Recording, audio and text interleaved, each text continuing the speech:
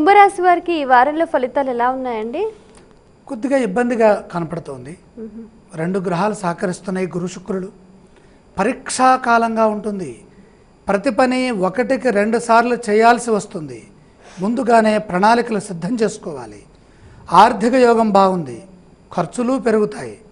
గృహంలో ప్రశాంతత తగ్గకుండా వ్యవహరించాలి. పంతాలకు పట్టింపులకు ఇది సమయం కాదు.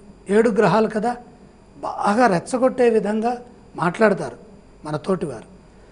అభివృద్ధి ధ్యేయంగా ముందుకు సాగాలి. మానసికంగా ధైర్యంగా ఉండండి, నిరుత్సాహపడకూడదు. తగినంత విశ్రాంతి తీసుకోండి. శుభవార్త వింటారు. దైవ బలం సదా మిమ్మల్ని రక్షిస్తోంది.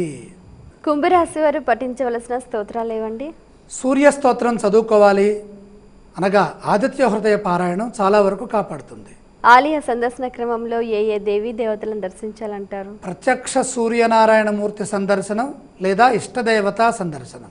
ఈ రాశి వారు చేయవలసిన దానాలు ఇవ్వండి. ముఖ్యంగా 7 గ్రహాలు సహకరించట్లేదు కాబట్టి నవధాన్యాల్ని సాయిబాబా వారి ధునిలో సమర్పించే అవకాశం ఉంటే ఆ పని చేయండి.